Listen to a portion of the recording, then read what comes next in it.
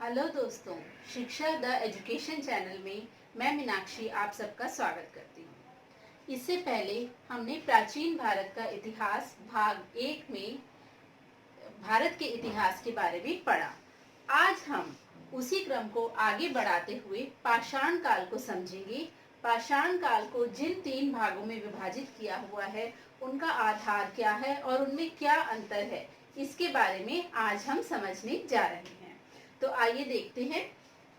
सबसे पहले पाषाण काल को स्टोन एज के नाम से भी जाना जाता है। पाषाण काल को 3 भागों में विभाजित किया गया है। प्रथम है पुरा पाषाण काल, फिर मध्य पाषाण काल और फिर है नव पाषाण काल। और इन तीनों कालों के समय में जो अंतर है, आइए अब हम उसे देखते हैं। पुरा पाषाण काल का समय 25 लाख ईस्वी पूर्व से 8000 ईस्वी पूर्व तक है। कई जगह ये 10,000 ईस्वी पूर्व तक भी दिया गया है। मध्य पाषाण काल 8000 ईस्वी पूर्व से 5000 ईस्वी पूर्व या फिर कई जगह 4000 ईस्वी पूर्व भी इसको दिया गया है। तो मध्य पाषाण काल का समय जो है वो 8000 ईस्वी पूर्व से 5000 ईस्वी पूर्व तक का है। नव पाषाण काल 5000 ईस्वी पूर्व से 2500 ईस्वी पूर्व तक का है।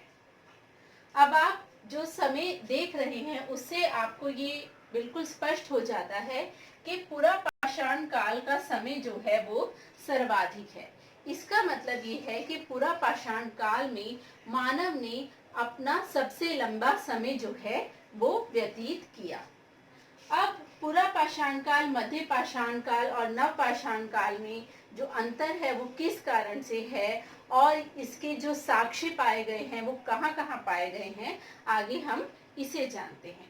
तो आइए देखते हैं कि पूरा पाषाण काल की क्या विशेषता है, मध्य पाषाण काल और नव पाषाण काल की क्या विशेषता है। पूरा पाषाण काल में मानव जो था वो शिकार करके अपना पेट भरता था। मीन्स वो आखेटक था, वो आखेट करता था। उसका जो मुख्य कार्य था वो शिकार करना था। इस काल में मानव आग का प्रयोग करना तो सीख गया था, लेकिन आग का उसने आविष्कार किया लेकिन व्यवस्थित प्रयोग नहीं सीखा। वह खाद्य संग्राहक नहीं था, वह खाद्य संग्राहक नहीं था। पूरा पाषाण काल में वह खाद्य संग्राहक इस काल में नहीं था। वह शिकार करता था, एक स्थान से दूसरे स्थान पर भटकता रहता था। इस काल के अंतिम वर्षों में उसने खाद्य उपजाना सीखा था। अब हम आते हैं मध्य पाषाण काल की ओर। मध्य पाषाण काल में मानव शिकार करना तो शुरू से ही जानता था। उसने कृषि करना सीख लिया था और कृषि करने के साथ साथ उसने प्रारंभिक रूप से पशुपालन करना भी सीख लिया था। पशुपालन में उसमें सबसे पहले जिस पशु को पाला वह कुत्ता था। ये प्रश्न अधिकतर आता है एग्जाम में कि किस पशु को मानव ने सबसे पहले पालतू पशु बनाया, तो वो कुत्ता था। और इसमें ये भी है कि इस काल में मानव आग का व्यवस्थित प्रयोग करना सीख गया था। आग का व्यवस्थित प्रयोग करना सीख गया था, मीन्स उसे आग को कंट्रोल करना आ गया था मध्य पाषाण काल में। तो ये इस काल की विशेषताएं थी। अब हम आते हैं नव पाषाण काल की ओर।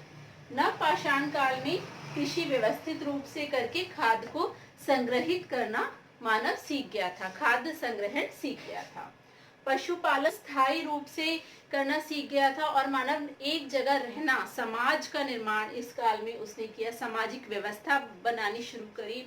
और कृषि इस पर्पस से उसने की कि वो अपने समाज का पेट भर सके, मीन्स एक सामाजिक व्यवस्था उसने बनाई। और जहाँ मध्य पाषाण काल में उसने केवल कुत्ते को पालना सीखा, तो नव पाषाण काल आते आते उसने अन्य पशुओं का पालन करना भी, जैसे गाय, बकरी, भेड़ आदि का पालन करना भी सीख लिया था। तो आइए आगे देखते हैं। मुख्य स्थल। अब ये जो मुख्य स्थल का ये जो पार्ट है ये बहुत इम्पोर्टेंट है, क्योंकि मोस्टली एग्जाम्स में जो क्वेश्चन आता है वो इसी से आता है। और ये बहुत ज़्यादा विस्तृत है जो ये विषय है, लेकिन यहाँ पे हमने कुछ इम्पोर्टेंट मुख्य स्थल नवपाषाण काल, मध्य पाषाण काल और पुरा पाषाण काल के लिए हैं, तो आइए उन्हें देखते हैं। तो पुरा पाषाण काल के जो मुख्य स्थल हैं वो है अधिरम पक्कम तमिलनाडु में, अधिरम पक्कम तमिलनाडु में, और हथनौरा होशंगाबाद एमपी में। ये जो दो स्थल हैं यहाँ से मानव खोपड़ी के अवशेष मिले हैं। तो एग्जाम में क्वेश्चन यही बनता है कि मानव खोपड़ी के प्रथम अवशेष कहाँ से मिले हैं, तो अधिरम पक्कम तमिलनाडु और हथनौरा होशंगाबाद एमपी। दूसरा जो पुरा पाषाण काल के जो अवशेष मिले हैं वो नर्मदा की घाटी से हमें मिले हैं। अब हम आते हैं मध्य पाषाण काल पे। मध्य पाषाण काल के जो मुख्य स्थल हैं उसमें है आदमगढ़ एमपी में, राजस्थान में बागौर और भीमबेटका की गुफाएं एमपी में। ये भीमबेटका की गुफाओं में जो साक्ष्य मिले हैं ये न केवल मध्य पाषाण काल के हैं बल्कि पुरा पाषाण काल और नव पाषाण काल के भी यहाँ पर चित्रकला के अवशेष मिले हैं। अच्छा, आदमगढ़ एमपी में और राजस्थान बागौर में जो है वो पशुपालन के अवशेष हमें यहाँ पर मिले हैं। उसके बाद मेहदाहा जो है ये प्राचीनतम जो स्थल पाया गया है मध्य पाषाण काल का। उसके बाद है सराय नाहर प्रतापगढ़ यूपी में, चौपानी मांडो ये बोगाईखोर, और यहाँ पर क्या मिला है, यहाँ पर मिले हैं मृद भांड मतलब मिट्टी के बर्तनों के अवशेष यहाँ पर मिले हैं।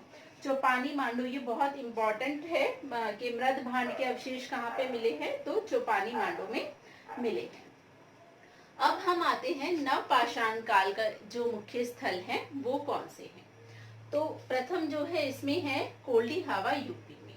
अब कोल्डी हावा यूपी में यहाँ पर चावल की खेती के अवशेष मिले हैं कि यहाँ पर चावल का उत्पादन किया जाता था।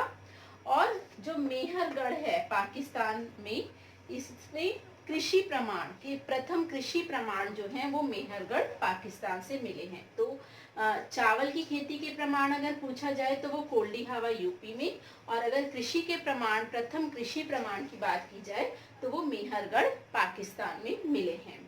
इसके अलावा नव पाषाण काल का जो मुख्य अवशेष स्थल है वो बुर्जहोम है जम्मू और कश्मीर में। बुर्जहोम मिला है, यहाँ से गर्त निवास के प्रमाण मिले हैं। गर्त निवास मीन्स कि जो मानव था वो गड्ढों में निवास करता था, तो उसके अवशेष जो हैं वो बुर्जहोम जम्मू कश्मीर से मिले हैं। साथ ही यहाँ से इस बात के भी अवशेष मिले हैं कि जो मानव को शवों में दफनाया जाता था तो मानव के साथ कुत्ते को भी शव में दफनाया जाता था।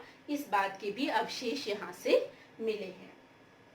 उसके बाद है अलकुटक अफगानिस्तान में, जो कि नव पाषाण काल का स्थल है। यहाँ से नव पाषाण काल के अवशेष मिले हैं। तो ये हमने मुख्य स्थलों की बात की, पुरा पाषाण काल, मध्य पाषाण काल और नव पाषाण काल की। अब हम बात करते हैं औजारों की कि इन काल में किस तरह के औजार प्रयोग होते थे और वो किस किस चीज के बने होते थे। तो हथियारों की जब हम बात करें तो सबसे पहले पुरा पाषाण काल में, क्योंकि हमने ये बताया कि मानव यहाँ पर खेटक का कार्य करता था, मुख्य रूप से उसका कार्य शिकार करना था, तो उसने सबसे पहला जो हथियार प्रयोग किया वो था कुल्हाड़ी, इसे हैंड एक्स भी बोलते हैं। उसके बाद क्लीवर और वेबुला का उसने प्रयोग किया। और ये जो हथियार बने होते थे ये क्वार्ट्जाइट और हड्डियों तथा पत्थर के ये हथियार बने होते थे। मध्य पाषाण काल की जब हम बात करें तो हैंड एक्स के साथ साथ ब्लेड और माइक्रोलिथ सूक्ष्म हथियारों का मानव ने प्रयोग किया। माइक्रोलिथ मीन्स बहुत सूक्ष्म पैने औजार उसने बनाने स्टार्ट किए। तो ये वर्ड माइक्रोलिथ वर्ड बहुत पूछा जाता है, एग्जाम में यूज भी होता है कि माइक्रोलिथ का प्रयोग किस काल में हुआ, तो वो मध्य पाषाण काल में हुआ। अब हम आते हैं नव पाषाण काल में। तो नव पाषाण काल में इन हथियारों के साथ साथ सिलबट्टे का प्रयोग हुआ और जो पत्थरों के साथ पत्थर हड्डियों के साथ साथ इसमें स्लेट का भी प्रयोग हुआ हथियार बनाने में। तो ये हमने एक बार दोबारा से हम इसे देख लेते हैं। हमने तीनों कालों को पढ़ा, पुरा पाषाण काल, मध्य पाषाण काल, नव पाषाण काल, सबका काल क्रम पढ़ा, क्या उसकी विशेषताएं थी, मुख्य स्थल कौन कौन से थे, किन हथियारों का उन्होंने प्रयोग किया और वो हथियार किस किस चीज के बने होते थे। हालांकि ये जो टॉपिक है ये बहुत विस्तृत है, इसमें बहुत जगहों के नाम और ज्यादा आ सकते हैं। तो लेकिन हमने जो यहाँ पर जगहों के नाम आपको बताए हैं, स्थानों के नाम बताए हैं, ये बहुत ज़्यादा इम्पॉर्टेंट हैं। फिर भी अगर आपको इससे रिलेटेड कोई भी और क्वेश्चन हो या कोई भी और अन्य टॉपिक पे आप वीडियो चाहते हो तो आप कमेंट बॉक्स में कमेंट कर सकते हैं। अगर आपको ये वीडियो पसंद आया हो तो इसे लाइक करें, शेयर करें और चैनल को सब्सक्राइब करें। Thank you so much student.